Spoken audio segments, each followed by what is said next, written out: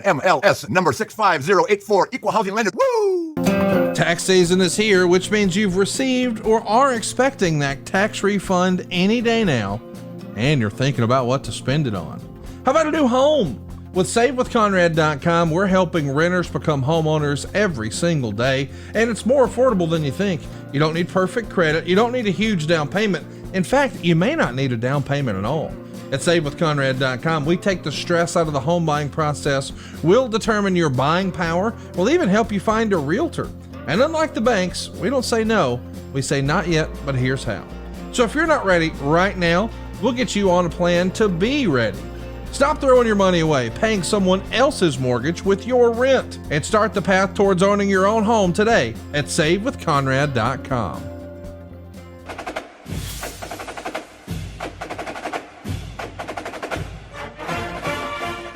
Hey, it's Conrad Thompson, and you're listening to Grilling JR with the voice of wrestling, Mr. Jim Ross. Jim, how are you, man? I'm sleepy. We're doing this early in the morning for me, but it's going to work out just fine. This should be a fun show. I like these Q&As. I get frustrated because I can't remember things. Like this one question here has, who was supposed to win, Stone Cold, The Rock, or Triple H at Survivor Series 99? I'd have to go back and do some research, but I would think that it's still Austin. I don't remember it. That's something that people have wanted to know for a long time, because as you may recall, this is where they hit him with a car. And so he was out of here for like a year. And a lot of people have assumed, since Big Show was the one who wound up stepping in and replacing him in that, and he won, that Austin would have won. So what you said makes sense. But yeah, that's what today's all about, man. We want to answer your questions. We're going to go far and wide. We got a ton of them. But the question on everybody's mind is, what's going on with JR? So, Jim, what's going on with JR? How was last week? What's going on this week? Where's Rampage from tomorrow night and all that jazz? Well, we're going to be down and we're not leaving Florida. That's nice. Fort Lauderdale is this week's taping site for Dynamite and Rampage. So I'll be going down to short little trip this week. I like it. I'm flying into Miami, actually. And Raphael Morphy's going to pick me up at the Miami airport and drive me over to Sunrise. So we'll see how it works out. That's exciting. Should be good, and so everything is good. My leg is a little troublesome the last 3 or 4 days, but that's normal. It's healing. So it's just, you just adapt and move on. That's what I've done. So keep it wrapped, keep it from getting infected, all that good shit. So, but everything's good here on this end.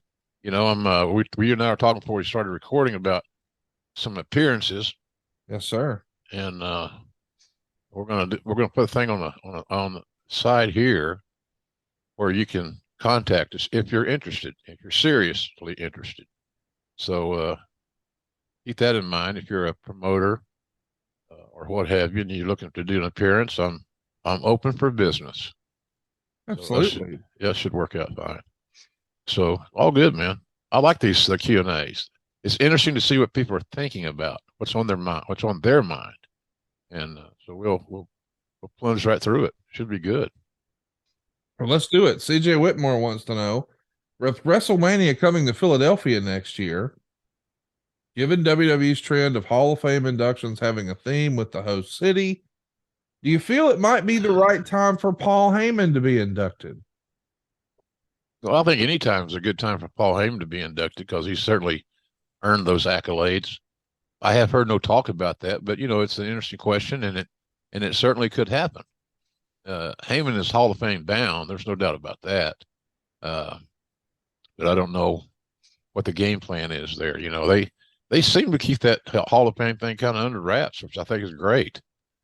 I worked with Paul O'Brien yesterday in the afternoon on the next book, and it's just hard to say who's going to go where, when. You hear all these rumors, but Heyman deserves to go in anybody's Hall of Fame. Whether it happens in Philadelphia, it'd be fine with me. I just don't know. I don't know the answer to that, CJ. I wish I did, but he's deserving. and it wouldn't shock me if he did it in Philadelphia. So we'll see. I always wish good for Heyman, even though it can be a pain in the ass sometimes. Is there somebody from ECW you think that stands out as being Hall of Fame worthy? Like, I mean, I think Sabu, I don't think he's in yet, but I would like to see Sabu in. I think I would argue that he belongs in the WWE Hall of Fame, but I think Rob Van Dam's in. I think the Dudley boys are in. So many of those are in. Is there anybody else you think that stands out? Well, Taz. Oh yeah, Taz, man, that'd be great, but that might be tough considering his current. That's what I'm saying. There's so many unanswered questions, and how far down that road do you travel? But as far as Paul Heyman is concerned, he could go in any time and it'd work. So fingers crossed for Paul. Hopefully he gets in, and that'd be a fun thing for him, and the audience in Philadelphia, would be entertained. Oh yeah, he'd have a great speech, and so we'll see how it works out. But it should be fun. You know that WWE will go to every step to make this Philadelphia Hall of Fame really big, and we'll just see where it lands. Who gets in, who doesn't. It seems like it might be getting more challenging because maybe I like the fact they're inducting fewer people. I think it means more, quite frankly. It's kind of like having too many title belts. Which one means the most? And that's hard to say sometimes. But anyway, Heyman is a great question, CJ. I just don't know what the direction is, but it wouldn't surprise me, and he's very deserving. Hope I answered that okay for you. Here's another one. This is from Daryl. He wants to know any funny or memorable stories you can share about your family barbecue restaurant in Oklahoma. Let's see. Well,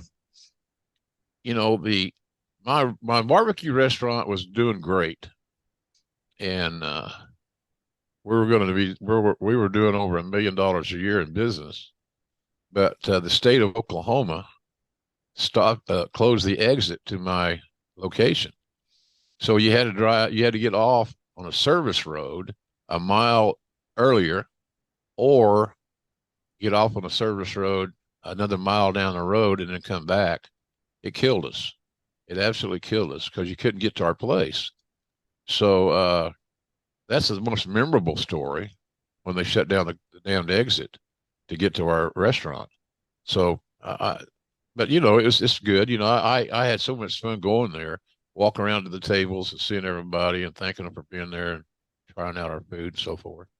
So, but nothing really crazy.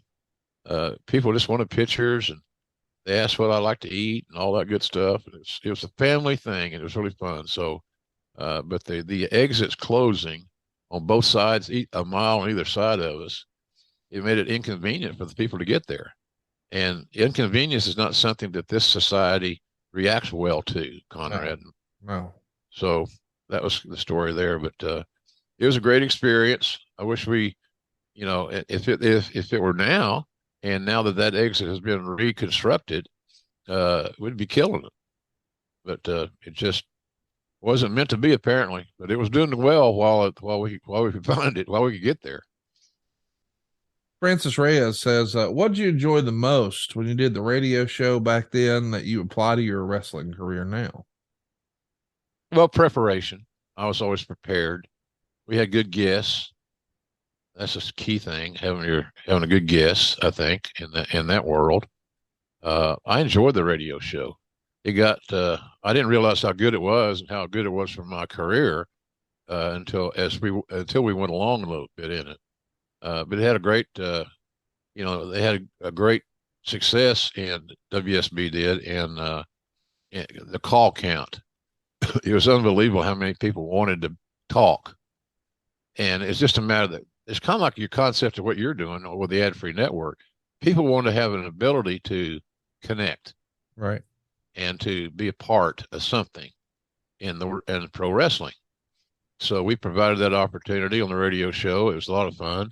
Shivani was good about standing in for me if I had a Falcons game and we were out of town and I wasn't going to get back in time to do it at 9:00 Eastern. I would get Shivani in there, and he did an outstanding job. So I was lucky to have him back then. But preparation is still the key on anything I do in that in performance side of what this whole thing's about. So, but the prep, I was always prepared, had the questions ready, and enjoyed the interaction with the talents. And we had some good guests. No doubt. As some of the people here on the Ad Free Network have experienced some of those shows, and we appreciate that too. And the feedback on the radio show on the Ad Free Network on my timeline has been extraordinary. Yes. It's like a time capsule. I don't think there's a lot, that really exists like it, because you get to go back and hear all that old classic stuff. And a lot of it was in character. It's just it's a different era. It's fun to go back and listen to. Well, it's fun. It's funny. One of the things we talked about yesterday in my book meeting was kayfabe, and what did I think about kayfabe, and is it important? Kayfabe is always going to be important. I talked, Paul O'Brien and I talked about that. It's like, if you're going to go see a movie, you sure as hell don't want somebody with a spoiler to kill it for you. Right. To me, it's a no-brainer. But that's kind of where I think about that. It was tough. It was tough in that regard, Connie. But nonetheless, it was. I love the radio show. And that's kind of what we're doing here. Except we don't have an overabundance of commercials, and this is accessible anytime you want it. There you go. I kind of like that. Hard to beat. Yep. Fite Plus is the ultimate digital platform for live sports and entertainment, and they're now offering a free 7-day trial at tryfite.com. Fite Plus is packed with a premium live event schedule, over 1,000 hours of live action every year, and a library of more than 4,000 hours on demand, plus exclusive content you can't get anywhere else. Fite is a great partner of ours. They support us, so let's support them. Give that free 7-day trial a shot, and you'll be a member for life. That's tryfite.com. tryfite.com.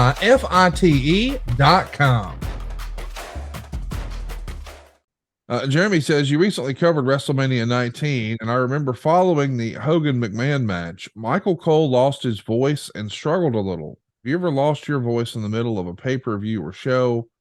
Was there a backup plan if Michael Cole couldn't continue? Well, we didn't talk about a backup plan because we certainly didn't know he was going to lose his voice. I lost my voice one time in my career, and that was in WWE, and it was after a pay-per-view. I just, it was gone. So no matter how much hot water I drank or hot tea or what have you, it didn't work. And I know Vince got really pissed off at me because my voice was bad. Like I was at fault. Yeah. And so it's a little frustrating. But one time I've been real lucky. My voice is strong, and I've been real lucky to not lose my voice in all these years, but once in almost 50 years. So that's a pretty good record. Yeah, I would say so. Shane Reaction wants to know, here's a hypothetical one for you, JR. I know you love these. If the Montreal Screwjob happened today in the age of social media, would it go down any differently? Do you think the fans would be as forgiving? Oh, mercy. I don't know. It seems like people are still interested in it because Shane here asked that question. Yeah. And that was in 1997. I do remember that, November 97. I don't know if it had gone down any differently or not. I don't know what he means by going down differently. Can you interpret this question a little bit better? I think he means that, wrestlers these days can have a misstep and seemingly be written off. Like, fans will be really upset that this news came out about that wrestler, or that news came out about this wrestler. And all of a sudden you start to see anyone who supports that person, who has overlooked certain circumstances. There's just a lot of tribalism that exists now, and lots of people being quote unquote canceled. And, it feels like there's a different way to, gather all these fans, and they'll rally against this or that or what have you. And I know there were a lot of fans who said they were going to boycott WWE when those layoffs happened at the start of COVID. And of course, well, most of them are back now, if they ever really left at all. And I think that's kind of the question. Do you think a promoter, whether it's Tony Khan or Vince McMahon or whoever today, could pull off something like the Montreal Screwjob, where everyone kind of agrees the promoter went back on their word? Would the pitchforks and torches come out on social media? Oh, of course. maybe more aggressively than ever, Yeah. because there's more of them than there was in 1997. Right. So it still would have got a huge reaction simply because of the time, the place, the people involved. If those same people were involved and it was just done at a later time, it's still going to make headlines. It's still going to be cause a little ruckus. So I don't know that it could have gone down any differently except more aggressively. So that's one assumption, Conrad. I would say it's probably going to be even stronger now because of the social media muscle than it was in '97 when the muscles were still being developed, shall we say. I mean, just look at Brawl Out. That thing was way bigger, I think, than it would have been way back when. I mean, if a circumstance like what happened at All Out happened in the WWE back in the day, pre-internet, before it was as strong as it is now, pre-social media specifically. Yeah, it's a powerful weapon, man. Yeah, it's a powerful weapon that can make or break you to some degree, obviously. So I don't think much would have changed. If it probably been more, like I said, more aggressive and you'd have heard more voices because there's more people listening and more people on social media. Peter D here says, "Hi JR, old timers talk about the acrobatic nature of matches today as being too filled with high spots and too little storytelling. What did old timers in the 70s say about the matches when you started? Was it similar?" Yeah, a little bit. It was a little similar. Old timers wanted to see wrestling holes and stories and connecting the dots and all that. If you started working the arm, let's say, for example, you should stay on the arm, continue the story until you get to the end of that story for that particular day or that particular match. They just were more common sense oriented, it seemed to me like. And they did fewer high spots, fewer risk taking than we see today, obviously. My God, you see in one match today, you'll see all these amazing moves and things that, you just wouldn't have seen then. You might have seen one, might have seen two, but the volume of high spots is where the story starts and ends. Over the Line podcast says, recently an AEW event in Dayton, we were at a hotel bar and a good chunk of the roster was there, but you always hate to bother them with conversation. Is there a good way to engage in conversation, or is it best to leave them be? Well, I don't think you have to lead them be, but you got to kind of play the room, feel the room a little bit, Connie. I think being polite and not hovering, not standing looking over somebody's shoulder, waiting for them to see you and react to you is not good. Just being polite and not being invasive is, hey, may I please have an autograph? I've been a fan of yours. Say something they want to be put over. Yes. So, hey, I'm a fan of your work. I've always, I've followed your career forever. I'd like to may I get an autograph? And if you're going to ask for two or three things, make sure you hit them on the first go around of the two or three things you want. For example, don't say, can I get an autograph? Oh, yeah. Now, can I take a selfie? Just tell them, can I get a selfie and an autograph? And that's a lot simpler. And keep it simple, stupid. So that's where we are. Andrew says, if an event like Brawl Out were to happen in the WWE, how would you handle it? How would you have handled something like that before? So what does Brawl Out mean? Well, there was a little circumstance in AEW back in the day, and you used to run talent relations in WWE. What would protocol have been way back when if a couple of guys got into a skirmish backstage and maybe some of it made public headlines? I'm sure something like this has happened before in your day. What was the protocol in wrestling once upon a time? Well, my protocol would be to get all the involved parties into a room and settle it. And settle it as quickly as soon after it happened as you possibly could. Right. And communicate. And that's hard to do sometimes when guys have their feelings hurt or they're angry or they feel like they have an issue. But I'd say, getting the crew together that's involved in this atrocity is what I would try to accomplish, and talk it out and keep cooler heads should prevail, and communicate. As simple as that. But it boils down to that, quite frankly, at the end of the day. How well did we communicate on this matter? And and you want to do it while it's still hot. You want to do it while it's still fresh in everybody's mind, and let people express themselves in a civil and professional way.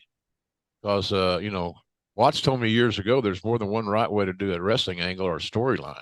Right. And I believe that.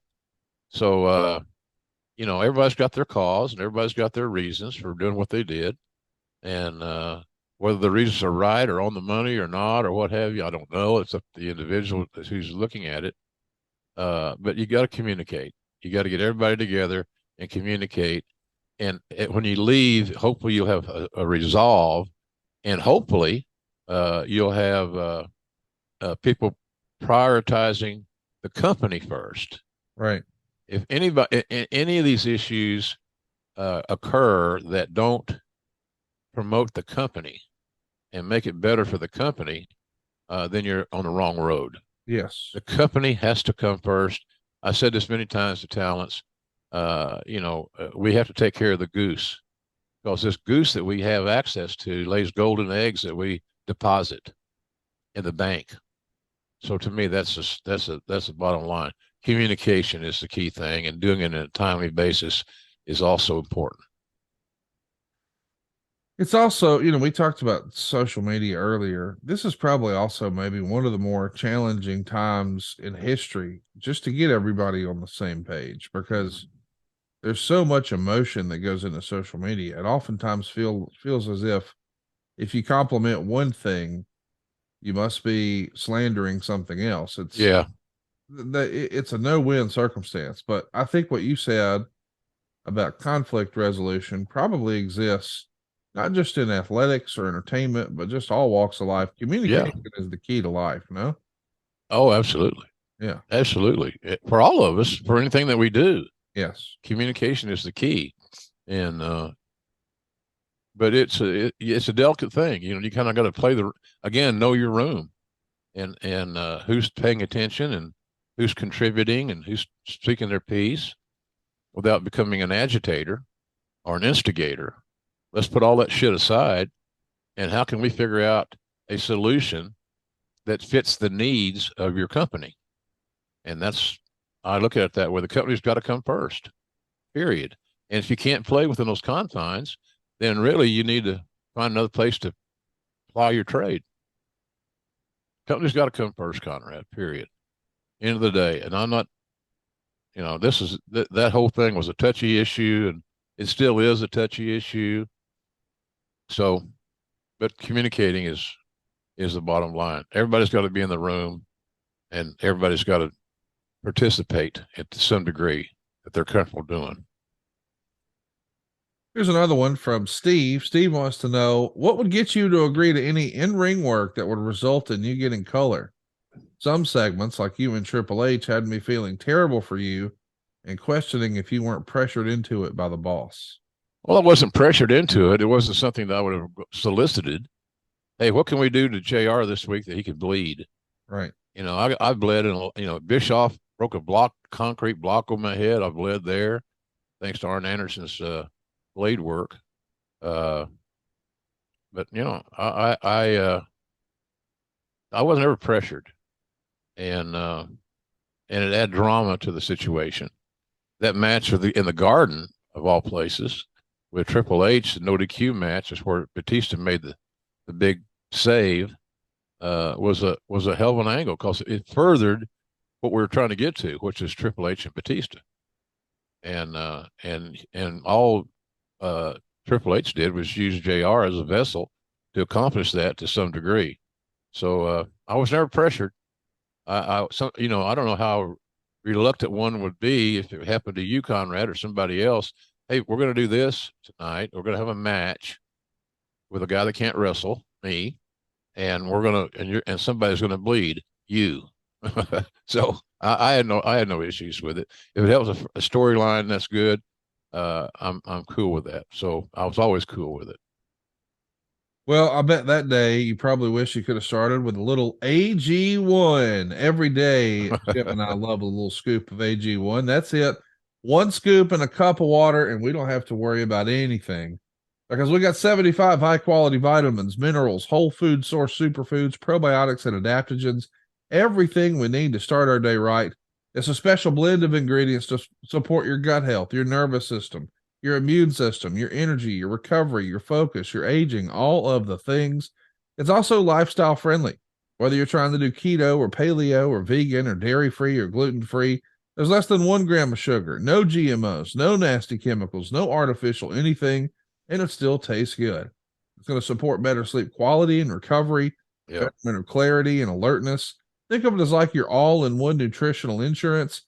But what Jim and I are always blown away by, these folks have over 7,000 5-star reviews. That's amazing, Conrad. That statement right there is enough motivation, or should be enough motivation, to get folks to try it.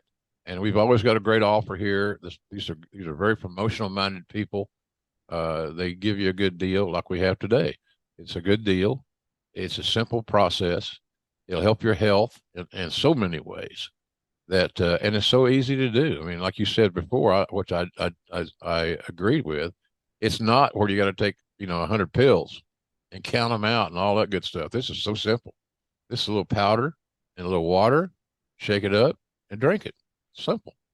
Let's reclaim your health. Arm your immune system with convenient daily nutrition. It's just 1 scoop in a cup of water every day. That's it. No need for a million different pills and supplements to look out for your health. And to make it easy, Athletic Greens is giving you a free 1-year supply of immune-supporting vitamin D and 5 free travel packs with your first purchase. All you got to do is visit athleticgreens.com/JR. Again, that's athleticgreens.com/JR to take ownership over your health and pick up the ultimate daily nutritional insurance. All right, Jim, let's get back to it. We've got another question here from Richard, and Richard has a great one. What is one match you wish you would have been able to call? Really easy. Foley's championship win. I was out with Bell's palsy, and Michael Cole handled that assignment and did it well.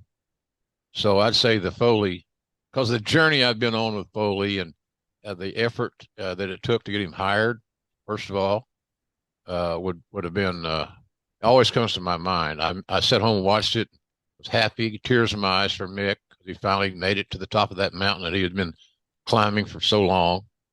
So I would say Foley winning the title would be the match that if I could go back in time and lay my voice on, it would have been probably the one. Here's one I know you'll sink your teeth into. Got a little football question here for us. Ryan wants to know any prediction for Sooners football in 2023. Well, they had a spring game on Saturday. I don't know how many they had. They had a big crowd. I think that the fact that we got a staff together now for over a year, they recruited their own players, which is good. I think they're going to be better defensively. And this is the last year that they'll be in the Big 12 before the SEC. And I think they're preparing for the SEC. I think they're recruiting, the right way to match up with the opposition. So I think they're going to be better. Now, will we win the national title? Are we on that level? I don't know we're that level yet, but I think we'll be good. They've recruited well. Coach Brent Venables is a hell of a coach. And I love the guy. He's just a superhuman being. So I think that we'll be better. Last year was the first time that I can remember off the top of my head that we were under 500. That's just not Oklahoma football. Same thing could be said about Alabama. They're under 500. People are going to, what the hell? What's going on here? Yeah. Has Saban lost it? Is he too old? That's what a lot of people go to. I get that a lot in my career. You sure JR can still do this? He's pretty old. So I think we'll be better, Conrad. And the league is strong. And then, of course, going to the SEC is I think great. I think it's great for Oklahoma University. The money over the long haul is going to be significant, but they're going to be better. And they're going to be, especially on defense. I think that's going to be, if you could look at one thing on the team that's different and better than last year, I would say the defense is going to be much better. Can you believe that Alabama is going to be playing Texas? I mean, that's going to happen this year in Tuscaloosa. You're pretty familiar with Texas. What do you expect? Texas versus Alabama in Tuscaloosa. Well, I like Alabama at home, but that should be like the Alabama Oklahoma at some point in time. It should be a great rivalry. Two storied programs that have made their mark in the history of college football. Texas is still searching for that answer at quarterback, and of course they signed Archie Manning's grandson after a huge recruiting effort. Everybody wanted this kid. Oh yeah. So if they get their quarterback situation settled, it will be it should be most interesting. But I'm an Alabama fan behind Oklahoma largely because of you, and I like the way they play football. I like you want to support a winner. We're all front runners, I guess. So anyway, I think it's a great game, and if I were you, I'd circle out on my calendar and I'd be there to watch that game because I think it's a little piece of history. Gonna be a fun one. Yeah. Uncle Jay 89 says, if you could show your grandkids only one match of your career that you called, what would that match be and why? Wow, that's a good one.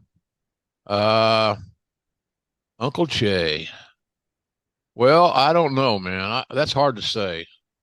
To me, it's kind of like saying, who's your favorite child? Right.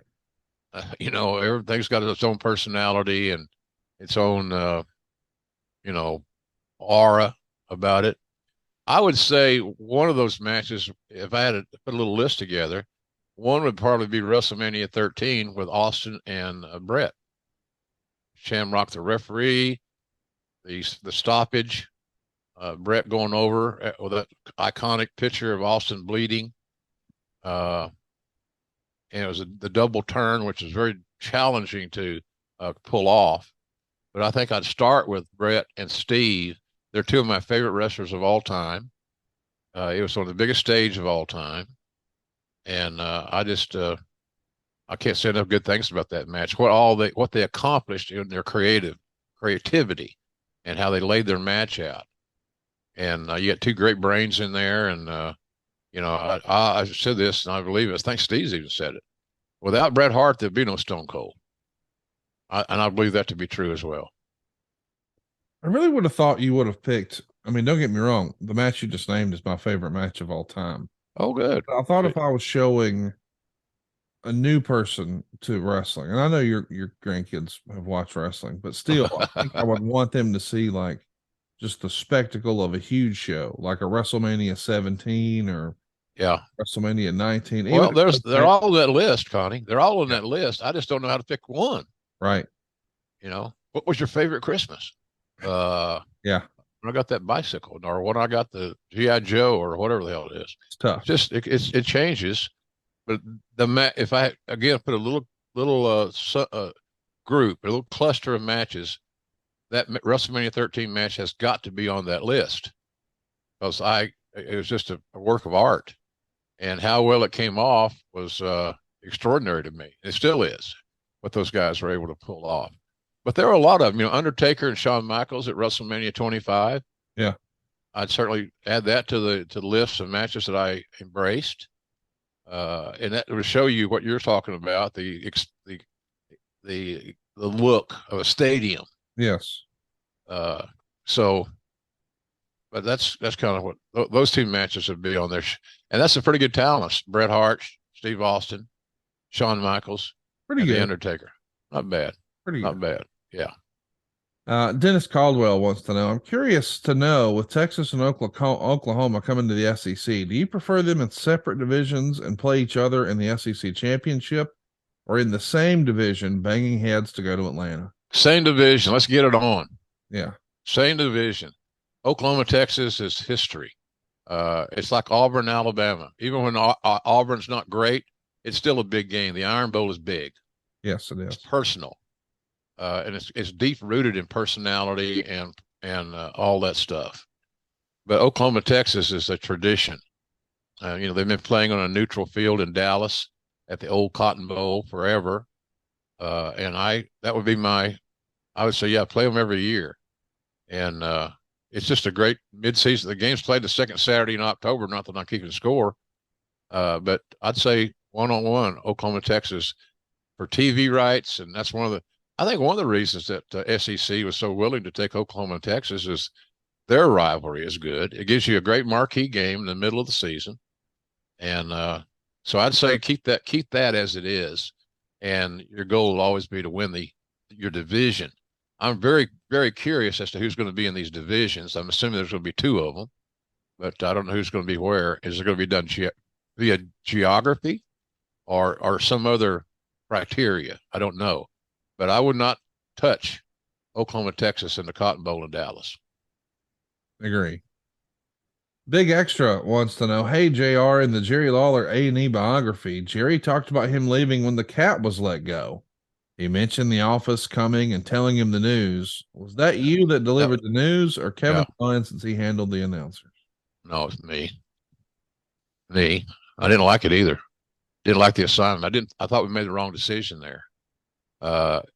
Sending her home, if you felt like she had an attitude problem, and that was kind of the issue, then you send them home, let them think about it. Can you come back changed? Can you understand can you identify your problem, which gives you a lot better situation, Conrad, to identify and create a solution. You got to know what the problem is where you can solve it. At least that's my take on it. It's real simple. But I gave Cherry that news and didn't like doing it. I like her. They were friends, personal friends, Jan and mine. So it was hard to swallow, but it's what Vince wanted, and that's what we did. You talk to Bruce on a regular basis. That's just the way of the world. What Vince wants is what we get done. And don't try to die on that. That's the wrong hill to die on. He wanted her gone, and I think some of the writers kind of buried her. I'm thinking it just come out of the blue. And I hadn't had no issues with somebody coming to me a week or two before or what have you and saying, man, you got to talk to Kat because we can't work with her. And so if that is the modicum of truth in that, then you identify that problem, you come up with a solution. And I don't think the best solution was to fire her. I think the best solution was to, you can send them home, you can put them on a short leash, but and I think Jerry was offended by it because he just didn't think that because of his stature there, that drastic measures such as this were going to occur. And it did. I've always wondered that. You sort of implied there that maybe it was an attitude problem. And then, my next question was going to be with the other ladies in the locker room, but you just made it clear you think it perhaps was an issue with one of the writers, one or more of the writers. I'm guessing, Conrad. I don't think the talents had any issues with Stacy. Right. That I heard of. She was always on time. She came to travel with Jerry. Jerry was he's old school. He's there on time. Yes. So I just thought we could have gone to a better solution, a better route than we chose to go. And firing her was, I thought, maybe a little bit too drastic. And it certainly upset more than one thing. Dominoes started falling. Lawler walked off, and and I hated that because we had such great chemistry, and I just felt like this is the only solution we got. So I told him, and he was very offended. He wasn't mad at me. He knew I was just delivering the message. He never got mad at me, but he got mad enough at the situation to go home. Here's a fun one from Brian. Any chance you think we'll ever see Dustin and Cody team up again in some form? Well, you never say never in this crazy ass business. Yep. But it would be a long shot based on Dustin's age and him moving companies. He'd have to be hired by WWE. Or Cody come back. Oh, yeah, I know that's an option. But yep. I don't think I think as crazy as it sounds, Dustin getting hired for a one-off or a big match at a stadium show or something big is more likely than Cody coming back to AEW. And I might be wrong on that deal. I just don't see that happening right away because Cody's on a rocket ship. Oh yeah. And I've said on here that I believe that WWE made the right decision and keeping the title on Reigns and letting Cody chase and build and chase. I just thought that was the way to go. I still believe that even more strongly today than because I've seen what they're doing, the stuff with Lesnar, and they've added some new elements to that story. So I'm a big believer that the chase is the story. The story, Conrad, is where the money is. The telling of this story is where it's at. I love this question. Jake Crockett wants to know, what's a goofier idea? WWE banning the word wrestling or Bill Watts banning top rope moves in 1992? I never saw the big issue on the top rope moves unless you're a spot monkey. And that's just all you want to watch wrestling for, is just to see the acrobatics. So I'm not a big acrobatic guy. I like to see the stuff when it fits within the story being told in that match. So I never thought that was a bad deal. I think Cowboy was trying to identify the danger of being thrown over the top rope to the floor, which had no pads. Right. I think that was his motivation. Now, whether it's a good motivation or not, I don't know. Did it affect the quality of the matches? I don't think so, but that's up to one's interpretation. But you know, I don't know. I think that banning the word wrestling on a wrestling show, Dumb. that's hard to wrap your head around. What do you remember? I mean, when you first heard, we're not allowed to say wrestling. Is that the biggest head scratcher at that point in your career? I mean, it was a head scratcher. I don't know if it was the biggest or not. I don't have a head scratcher list off the top of my head anyway, but yeah, I think. Well, imagine if they tried to call the NFL without saying the word football. That'd be hard, wouldn't it? It'd be real hard. Yeah, it's kind of awkward.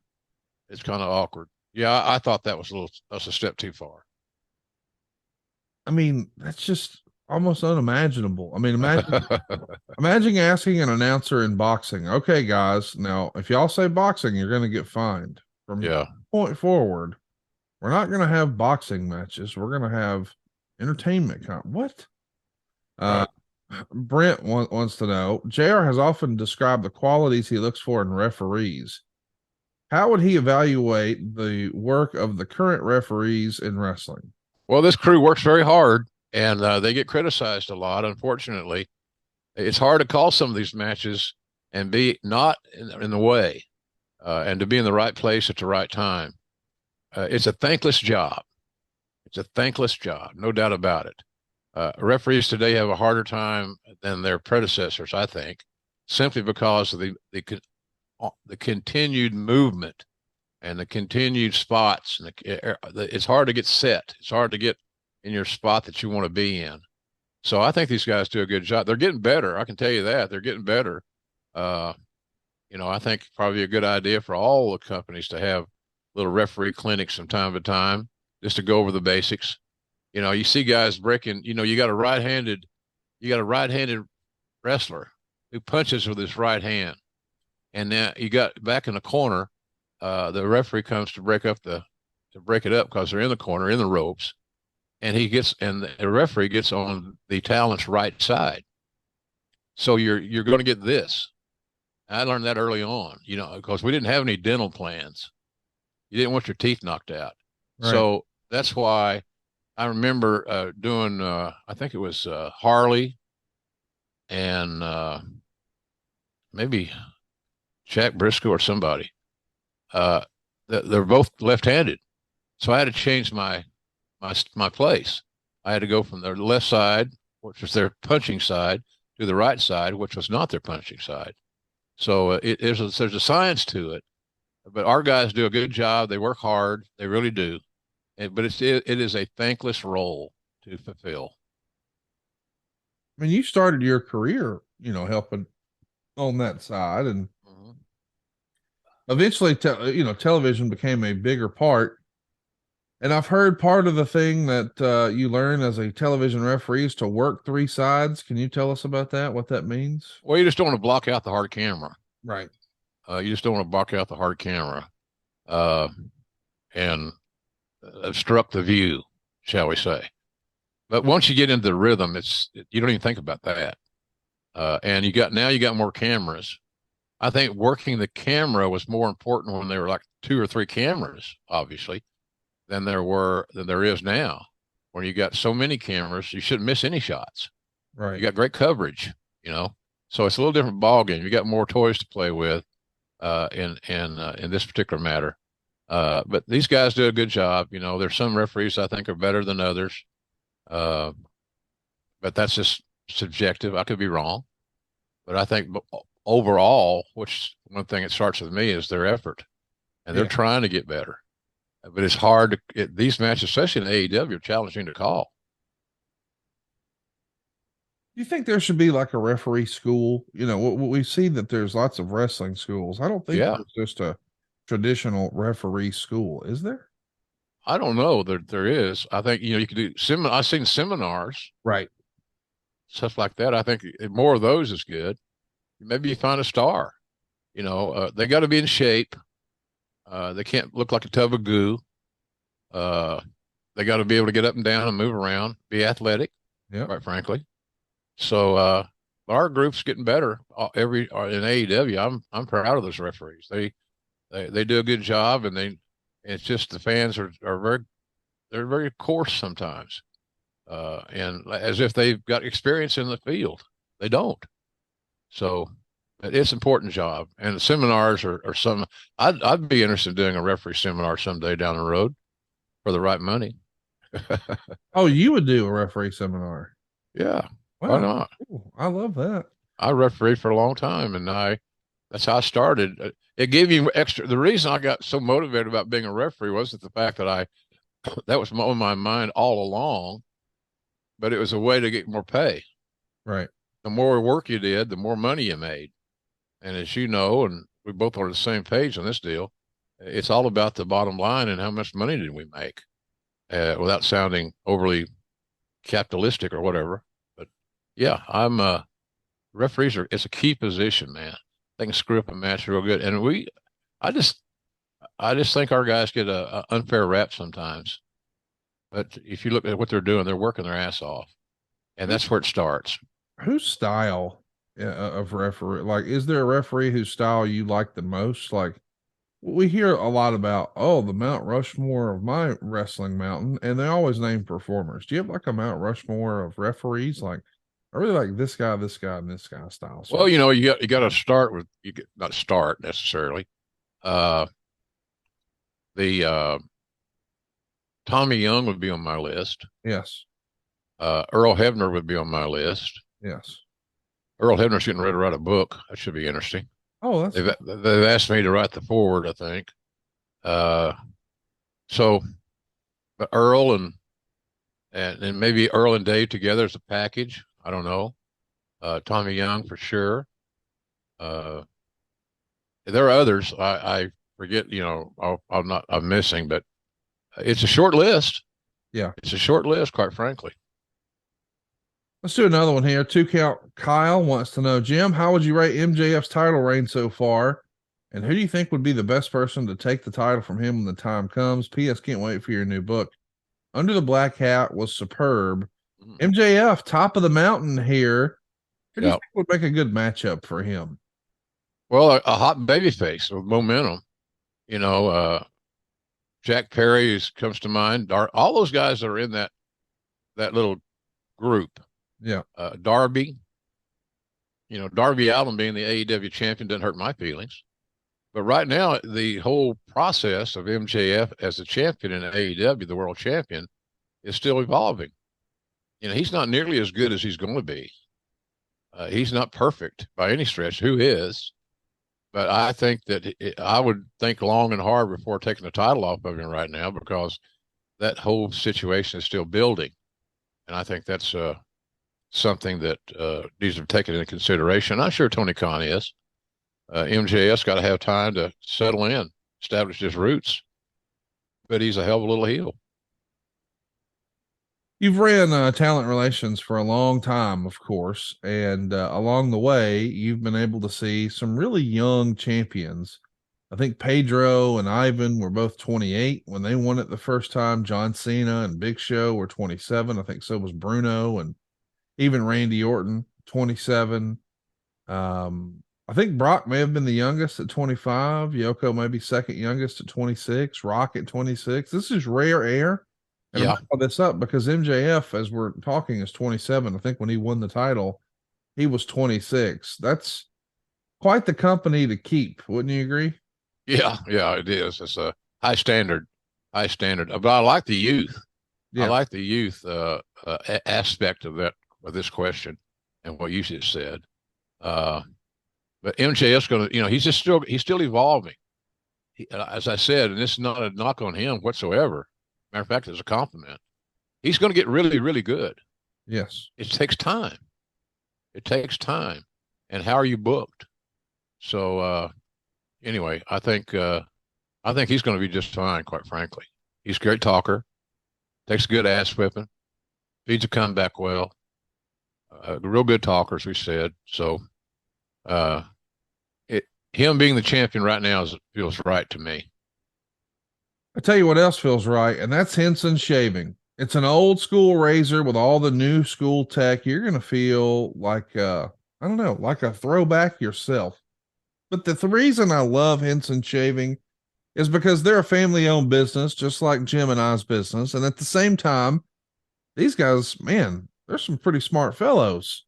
They've worked on the International Space Station and the Mars rover. They made parts for those missions, and now they're bringing that same precision engineering to your face.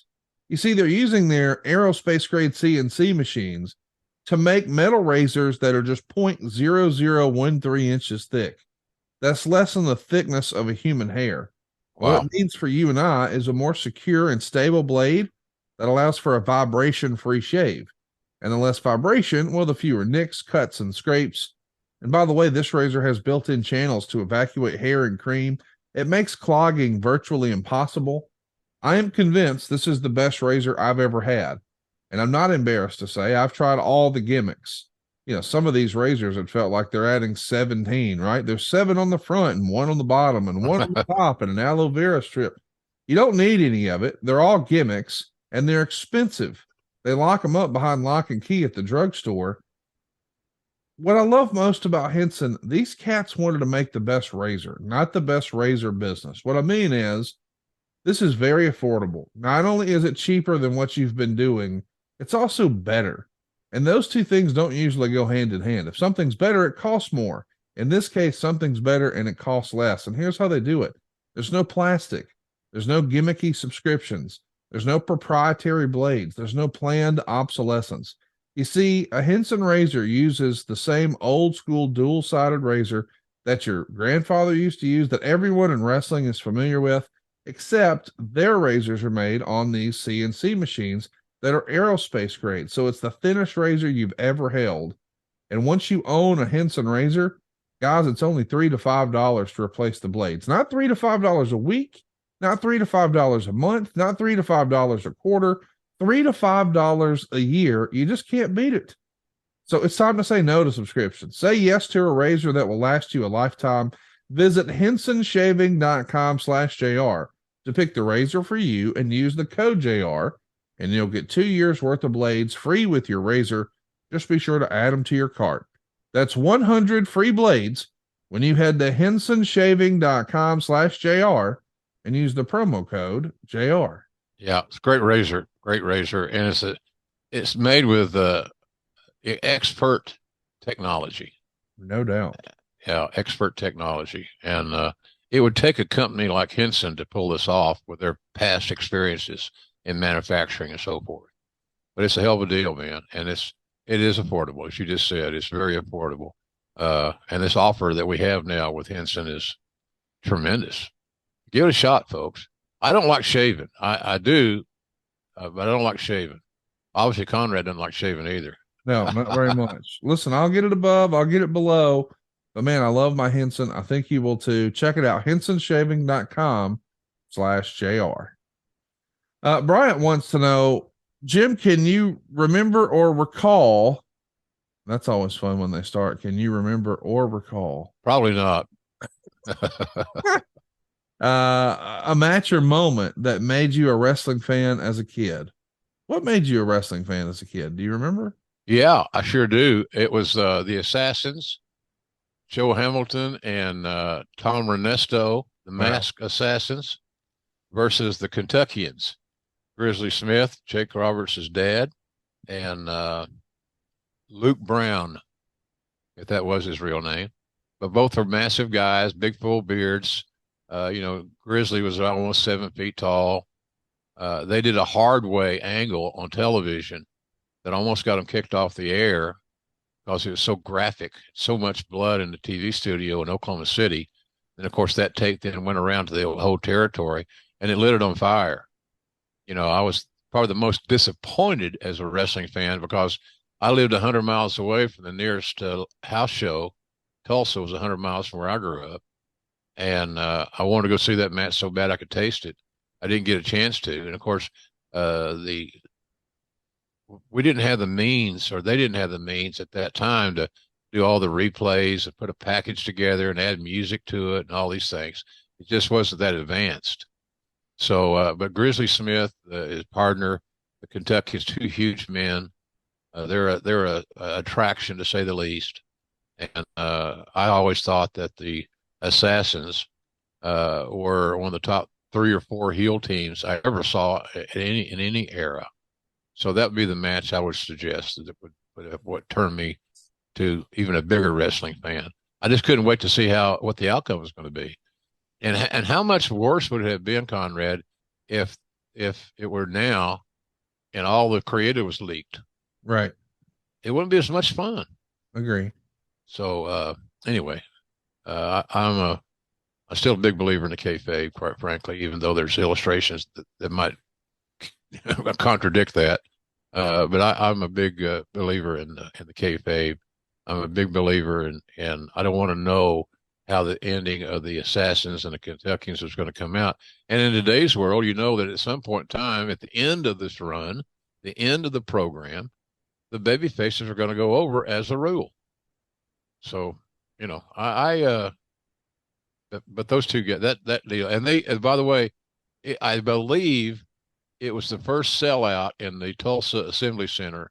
So it seated about 8 to 10,000 for wrestling. Wow. And that was, I remember working in McGurk's office, and they had a picture somebody took, a professional photographer took, and I'd love to see it. Somebody may find it somewhere around, but it had those 4 guys in the ring with a referee getting ready to he's giving the instructions. And then you saw that massive crowd, and it just you become awestruck. My God, this must be really big. This must be really significant. And it was. So, great picture. If you find it, somebody, tweet me. It's a hell of a picture.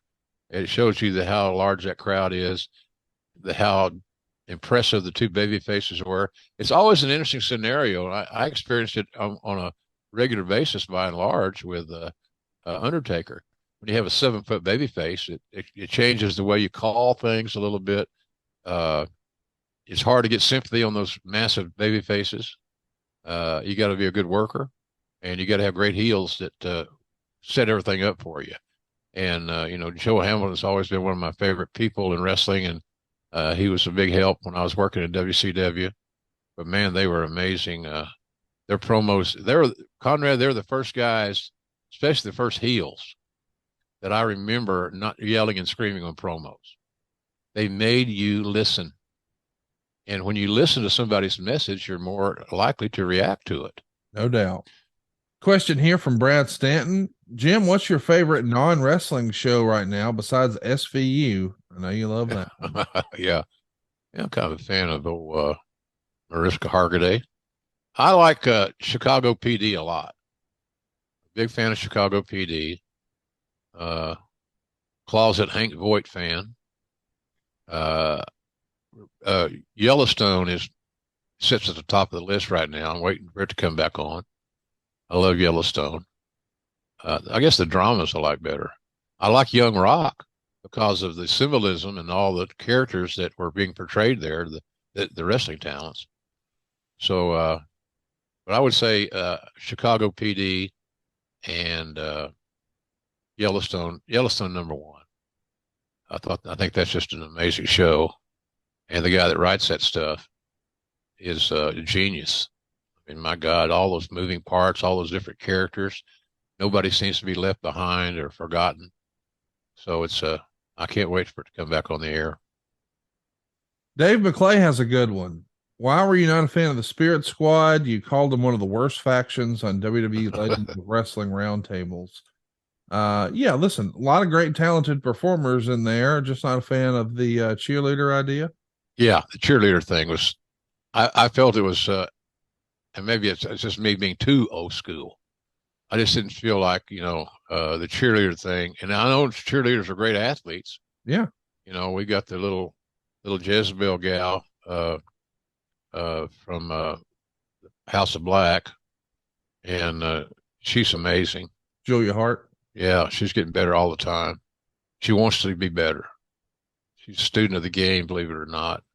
And I'm glad that Tony Khan's putting her on television more, because I think she adds to TV. She's got a great look, great facials, and she just, her game's improving. So, but the cheerleader fact, it wasn't about the guys that I didn't like the Spirit Squad. It was the fact that they're portraying the manly, aggressive, evil, whatever, cheerleader. He kills it right there. So to me, so that was my thought on that deal. We had there were some talented guys in that group. There's no doubt about that. But the cheerleader theme didn't work for me. Terrell Lewis says, were there one or two talents on the WCW side that you would have loved to have been a part of the WWF roster during the Attitude Era? So do you think, let's call it 97, 98, 99, 2000, before the whole collapse happens on their side of the fence? Yeah. There's somebody that you think would have been plug and play and just a natural fit with that Attitude Era roster? Yeah, they had a lot of great, Eric accumulated a lot of great talent there. This is a loaded question because there's a lot of guys that would fit well there. Most of the guys that I really, really liked in WCW, we signed. The Radicals. Yes. For example, Chris Jericho, all those guys. We got those guys. I'm sure there are others on that roster that could have contributed without a doubt, because they did have a lot of really good talent. But some of those talents that I foresee to be really good were guys that we were able to sign. Eric wants to know, JR, what's tougher, play-by-play or color? Well, it's a skill set. They're exclusive. They're different. The play-by-play guy's got to be your rudder in the water, guiding you along. The color guys have got to be able to fill in around that dialogue, and it was more poignant sound bites. I'm not doing any play. I haven't done any play-by-play in a long time for AEW, and so I've gotten accustomed to timing and of all that stuff of doing color. Shivani does color. You had 3 play-by-play guys on Rampage, for example, that are all former play-by-play guys that are now doing color, except for Excalibur. He's always done play-by-play, and a lot of it he's done by himself, which I admire. He's a hell of a hand. So, but there's a little difference. Timing is the big thing. It's like dancing, Conrad. You got to have somebody who's got to lead the dance, and the other guys have got to jump on the ship as it's passing by with a sound bite. That's kind of my outlook on it. Here's another one for us. This is from Fernando. If JR can change the finish of any match he's called throughout his career, what match comes to mind? Is there one finish that you wish, man, we'd have went the other way with that one and would have had a major effect on business? But oh, mercy. That's hard to say. Nothing jumps in my mind with that question. What about WrestleMania 17? Would you have still had Austin turn heel? No. Yeah. Under no circumstance. So yeah, Austin should have. I'd have kept Austin as the hot baby face, the John Wayne that he was. Right. I didn't need John Wayne becoming a enemy soldier. Right. And all the right feet were going forward. Trying to say, And we did all we could. Austin uh, made me bleed in Oklahoma City on a Yes. SmackDown taping 2 days after WrestleMania 17, and to try to help him get more villainy, be more of a villain. And people were so in love with Stone Cold that they had a hard time buying it. They're willing to forgive him at a drop of a hat if they could. It's just it never was meant to be, in my view. I said that publicly a lot. I talked to Steve about it. I don't know. He's never disagreed with me on that one. Drew Landry wants to know, how underrated was Jim Cornette's announcing skills? You and him were an amazing yet underrated tandem. Oh, Cornette's a star. Yes. And he's got a great mind. Can he be a little eccentric? Yeah, we all can.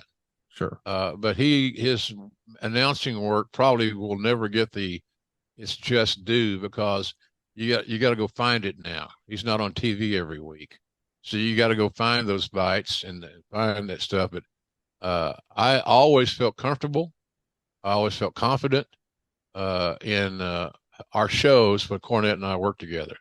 He's a natural. He's a great soundbite guy. He's intelligent. Like I said, he's controversial, but I think as a color guy, having your wagon loaded with controversy is not a bad thing. But he had the one thing about Corny, he has great product knowledge, and that worked well for him in that analyst role, quite frankly. Chris wants to know, what AEW male and female could you see being the face of the company down the road? So you've hired a lot of really young folks and saw them mature over the years. If you look, I don't know, 10 years down the road, is there somebody on the roster who you think, hey, they could be the torchbearer here? Oh, Wardlow would come to my mind, quite frankly, and quickly. I think Wardlow is good. I think that Willie Hobbs has got a great upside future. He's got a great look, wonderful attitude. Those are two guys we just saw wrestle here a while back, a week or so ago, and with Wardlow winning the TNT title back.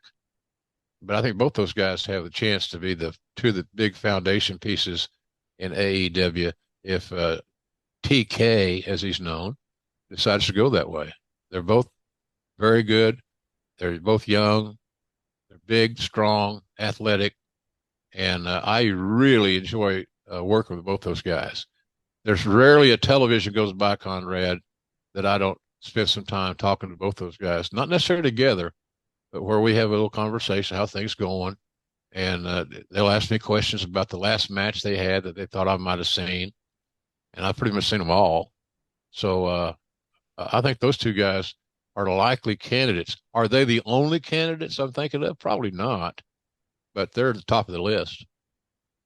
Yeah, it's funny. I think a lot of people have known that Wardlow was ready to be elevated for a while. I mean, when he got super hot last year before, I mean, I think a lot of people thought, man, it might be his time now. But I recently heard somebody, I won't say their name, I probably shouldn't, but a well-known voice in wrestling, and I had a conversation recently, and man, they went on and on and on about Hobbs and what a big star that guy was going to be. So pulling for both of those cats. Me too. Philip says, over the years, you've been in the ring and taken a bump or two. What was the worst one?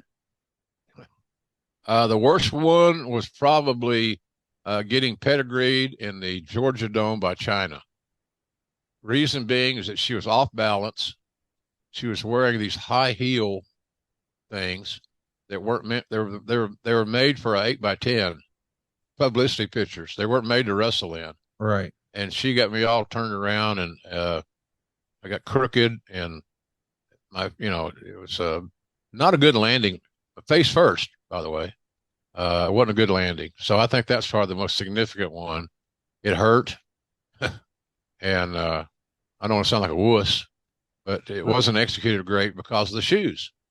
And you don't think of things like that until you experience it. Right. So that would be the one that kind of pops out at me, quite frankly.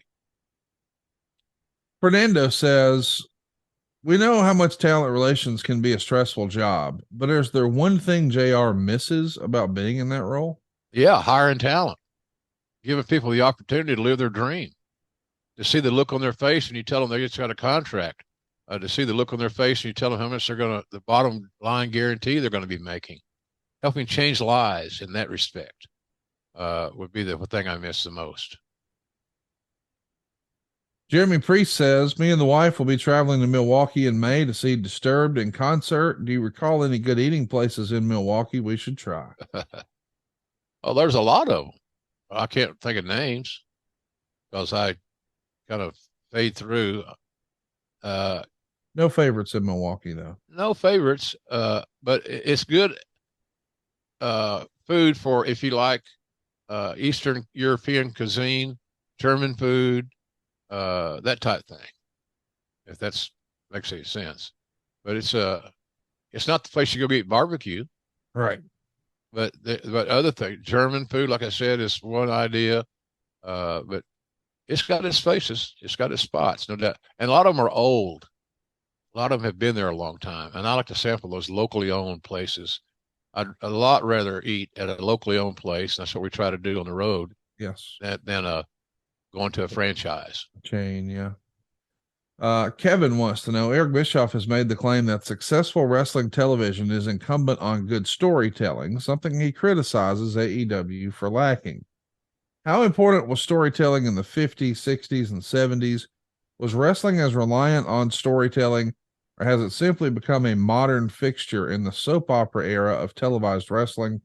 Can wrestling be successful without outlandish stories? Well, the stories, period. It can't be successful without stories. Pro wrestling is all about the stories being told in front of our eyes on our TV set. So, good storytelling has never gone out of style. Good storytelling has been in place since I got in it. And I believe that's the most important element in pro wrestling is the storytelling. So nothing's changed there. It's just it's always been the same priorities. And I love a great story. And in the 50s and the 60s, the 70s, all those things might have been a little bit more simplistic to talk about, quite honestly. So we'll see. We'll see. I don't know what people think about this answer, but I'm all for good storytelling. And Eric's got his opinion. It's an educated opinion. Whether I agree with it or not is irrelevant. But storytelling is still the bottom line. Big Extra has a great question. Hey, JR, what do you think of Vince's new look? To me, he looks like Gomez Adams. Referring to the little mustache. Yep, the little thin mustache. Yeah, the thin one. And man, we need to get him some razor blades. Yeah, we do. He'd do well with Henson. Yeah, he's a Henson kind of guy. I can see it in his face. No pun intended. Well, hey, it's a way of expressing oneself. He changed his look. He tried to reinvent Vince in that respect, not psychologically or his thinking, but his look. His hair is darker. His mustache is darker. He's Just for Men or something's have explored his epidermis. So why not? So I don't have a problem with it. It was bold because I'd never seen him with a mustache or a beard. So no problem here with me on that deal. He changed it up a little bit. So why not? Really fun question over on Twitter. Justin wants to know, did Jim Barnett ever talk to you much about his time setting up the wrestling scene in Australia in the 60s and 70s? Oh, yeah. Yeah, we had plenty of talks about that stuff. He had quite the thing going over there. Having to move money around out of the country in a covert way was largely the topic of our conversations because of politics and things of that nature. But he opened up a whole country. It wasn't like he opened up, 3 towns in the Northeast. Right. He opened up a whole country. And if you look at the talents that he brought over to Australia, it was a destination for a lot of wrestlers because Barnett paid well. And the trips were really cool. I think I want to believe, Conrad, he told me that he had a deal with an Australian airline, and all the talents flew to their shots because of geography. So they didn't do spot shows; they did towns, big towns. Wow. They did it on a regular basis, and they made a lot of money for the talent and for Barnett himself. So I was most intrigued by how he handled his money, how he accounted for his money. Where did it go? And he was somewhat tight-lipped on that, because I guess he felt like it could be repercussions after all those years, which I seriously doubt anybody gave a shit. So, but he was one step ahead of the tax man, and he had a hell of a territory. The territory did great until the talent pool started. People were going to be able to make really good money in the States and not have to travel to Australia for several weeks, months. It was tough in that regard. But he built an amazing operation there. Quite frankly, Conrad, it's something that people could take a look at and do some research on, and probably be a real eye opener. Well said. I'm glad we got to ask about that. Dion wants to know, how did you come up with some of your most iconic sayings? Well, a lot of them are just personal experiences. You know, slobberknocker is a football term. Slobberknocker came to my radar when I was a kid, and when a lot of the football players wore single bar helmets, they weren't as protected as they are now, and so when you hit somebody in the face or hit somebody hard enough at football and you didn't have protection, then the saliva would exit their mouth. So that was slobberknocker. A lot of them, you know, I had a pet coon. I raised a pet coon until Dad cut it loose and it mysteriously disappeared. You had a pet raccoon? Yeah. Wow. Yeah. Some of them just personal experiences. Goofy as a pet coon. The coon was nuts because it wasn't used to being, you know, what's the word I'm looking for? They weren't pets. No. I said this about Austin one time. Rattlesnakes don't make good corporate pets. No. And same goes for this situation. You know, no, I think just life experiences from people that I knew, myself included. You come up with something, it sticks. Then you try not to overuse it. I sit here with a slobberknocker shirt on, so I'm living proof that slobberknocker lives. I love it. Here's one. This will get them stirred up. Here's your clicks, boys and girls. Michael Gavin wants to know, why did Tony Khan move you from Dynamite to Rampage? Was it a demotion? Well, I don't think so. I'd rather be on Dynamite. I'll be honest with you. Why wouldn't you want to be on the number one show in your company you're working for? Well, let's play devil's advocate. He probably needs more eyeballs on the other show, and why not put your most famous announcer and recognizable voice there, right? I think that's how I look at it. You know, to keep my own sanity. Right. You know, I was so used to being the number one guy in the broadcast booth that maybe I took it for granted. But you'd have to ask Tony Khan. I think the reason he told me was he wanted to build up Rampage. Right. And so I took it as a compliment. I still miss not being on the top show, but I'm not raising hell over it. I'm still getting paid the same amount of money. And at the end of the day, that's why I work, to earn a check, And so that's where I am on that deal. He made a decision to help build that Friday night slot. And quite frankly, it's working. Our ratings they're up, they're decent. So we'll see. But I think people thought I was going to take it more personally. And I did at first because I didn't understand why until he sat down with me and told me, you know, we need to get the numbers up on Rampage. Right. You know, and everybody begins the day after their deal is signed for rights fees. The next deal starts. That's exactly right. So that's how I look at it. And I have no problem with it whatsoever. I think Shivani and Excalibur and I are the smoothest team in wrestling. I really believe that. It sounds egocentric. It sounds horrible, probably coming from me. But those three guys, you got three play-by-play guys, and we all seem to interface pretty well. We don't do a lot of walking on each other. Right. So I really enjoy working with Shivani and Excalibur, and I hope that I'm really comfortable doing it with those guys. So I got no problems. I got no complaints whatsoever. Well, I know you're not losing any sleep about it, and a lot of that is because you're using Chili Sleep. Well, now it's called Sleep Me. Let me tell you a little bit about these Sleep Me systems. Are you someone who needs extra recovery from that last workout, or maybe you just sleep hot in general? Yeah, that'd be me. Well, you don't need to suffer, wake up tired, or wake up sore. You got Sleep Me's award-winning sleep systems here for you. This is a mattress topper that goes on top of your current mattress. Let me be clear. You do not need to buy a new mattress. What happens here is we use water's thermal powers to cool your bed as low as 55 degrees. That means no matter how hot you get, you can sleep at your ideal temperature. You see, Sleep Me makes customizable, climate-controlled sleep solutions that really do help you improve your entire well-being.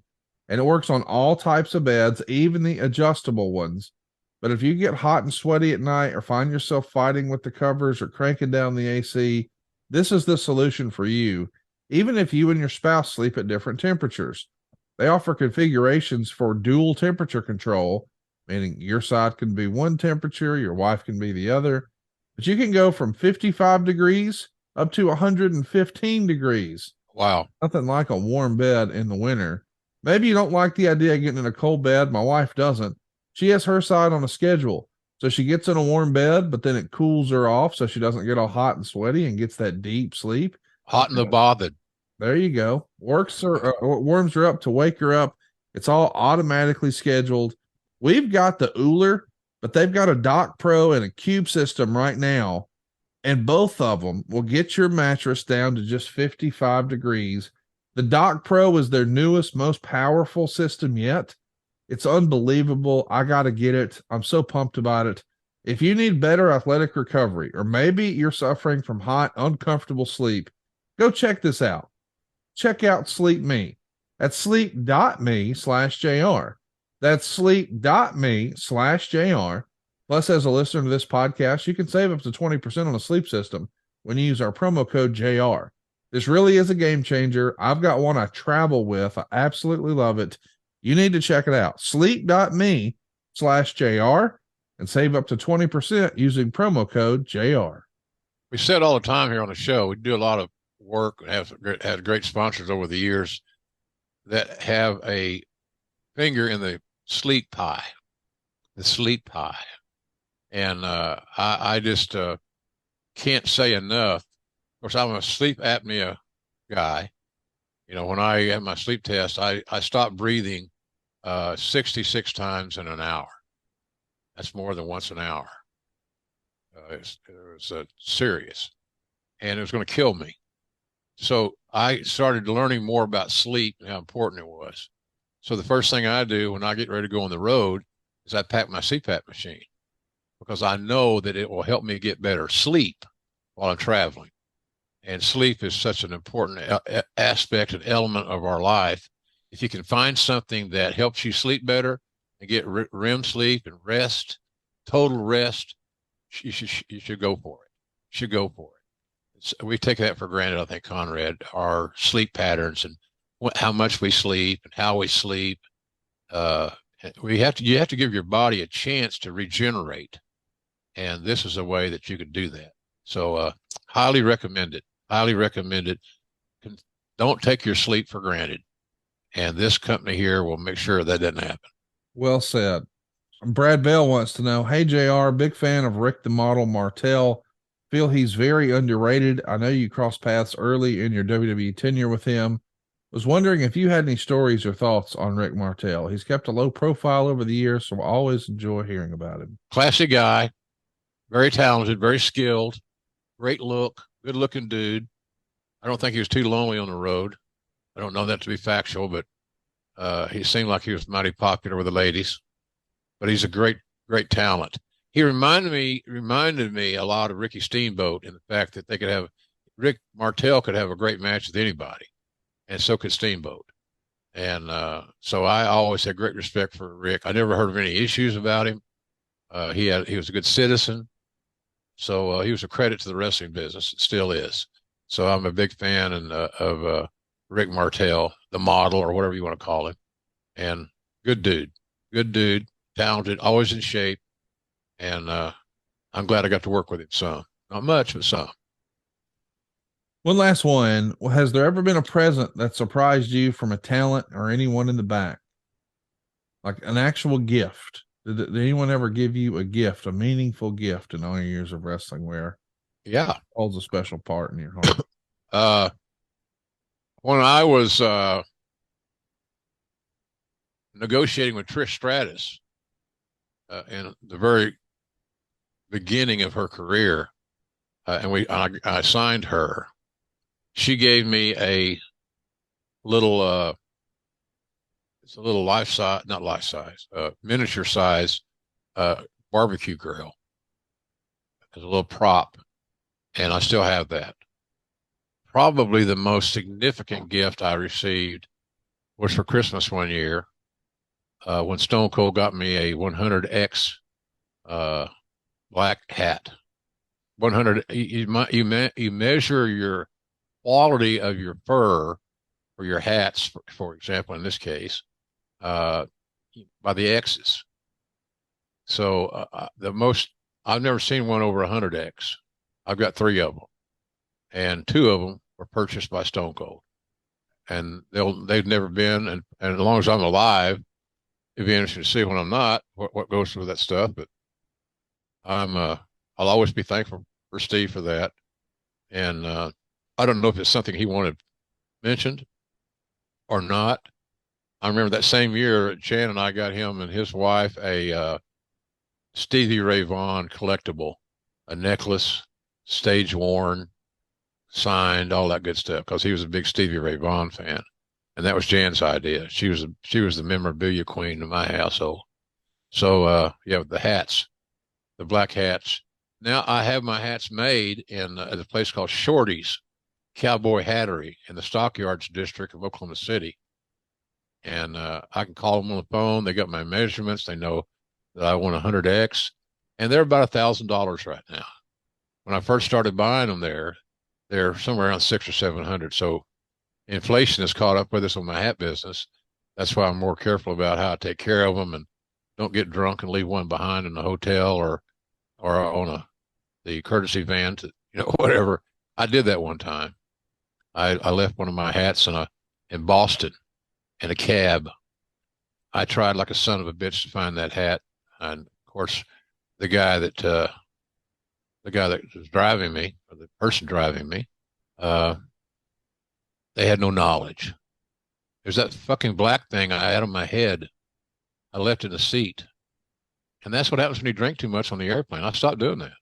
Make bad decisions. Bad decisions. Well, so Austin and his hats always will top my list.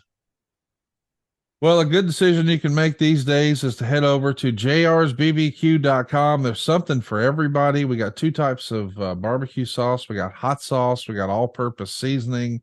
The seasoning might be my favorite, but you guys are shipping every day, right? Every day, 7 days a week. We ship orders, and we try to stay ahead of the curve on that, so your deliveries are not tardy. So, and Stephen Link, who runs that site, is done a great job. And we have packages. We have packages. I know I'm doing an appearance coming up, and one of the promoters is going to buy some gift boxes and sell them on the virtual appearance, which is a novel idea, and it's a good opportunity to get to easily acquire these things. But I would suggest people look at the packages. They make great gifts. They're boxed cool. They're solid, and you can get everything we got in one package, which is not a bad thing. So I say it again, it doesn't cost anything to look at jrsbarbecue.com. Hope you'll give us a shot. Just check us out. The number one seller is still the JR's original barbecue sauce, followed closely by our all-purpose seasoning. Since we talked about, we talked about athletic greens having very little sugar, our mustard has 1 gram. So if you're watching your sugar intake, which everybody should, including this fat guy here, me, we're trying to be more conscious of health. So, but the Chipotle ketchup is a great seller, but the JR's original, and Red Ass JR's hot sauce is starting to find its way. We worked on that project a long time to get it right. So you get a big old bottle of powerful hot sauce, and JR's Red Ass hot sauce is selling. So just check out what we got. We add things all the time. I'm going to Oklahoma probably in about a week, and I'm going to look at signing some action figures and some other things. So we're always adding things to the site. Always nice little premiums, little thank yous. We want you to register so that when we do a special, we can cater to you because you're on our mailing list. We don't sell the list. We don't use it for anything else other than special offers for you. So it's jrsbbq.com. Check us out. We appreciate your business and are very thankful for it. And we're thankful if you get the opportunity to see the Voice of Wrestling in person.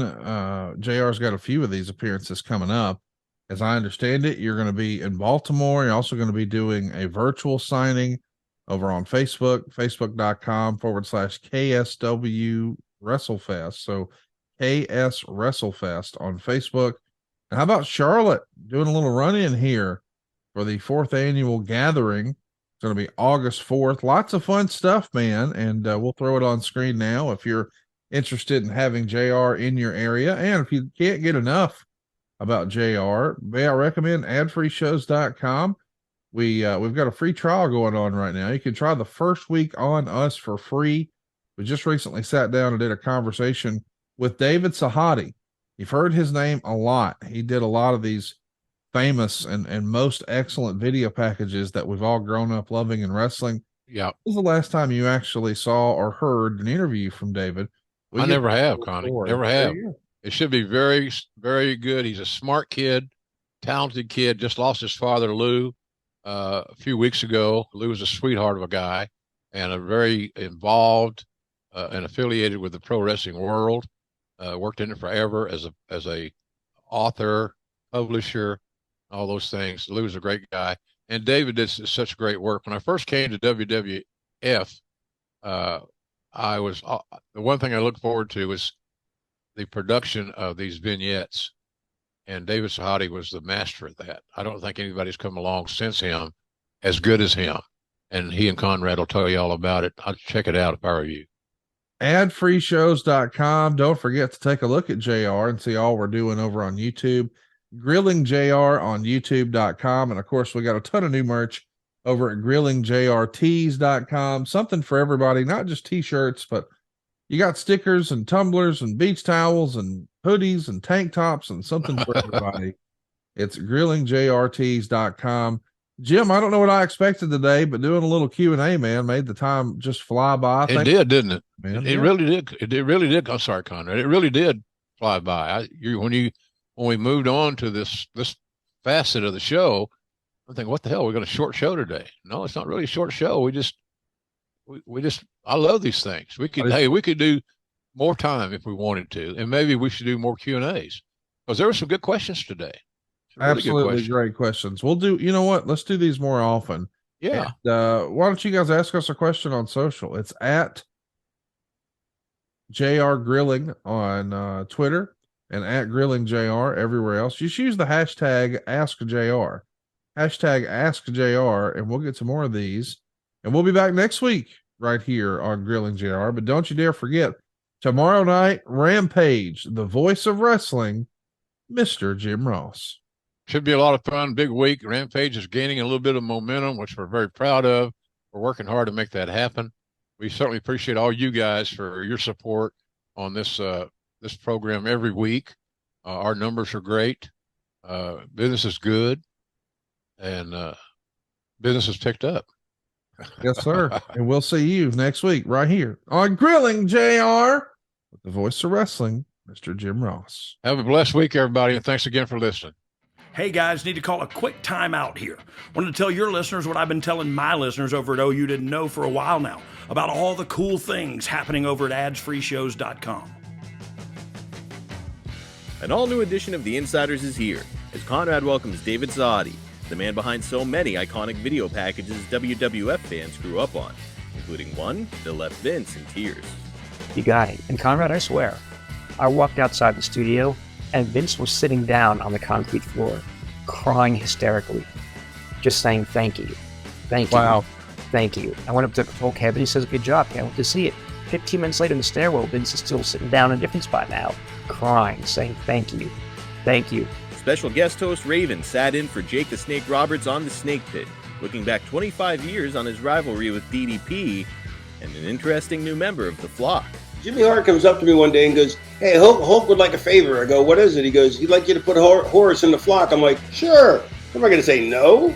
But it became a running gag like Jericho and Conan. Three of us used to hang out together and call ourselves the triumvirate of useless information. And so they were like, wait, did you put Horace Hogan in the flock because he's Hogan's nephew? I'm like, what? He's Hogan's nephew?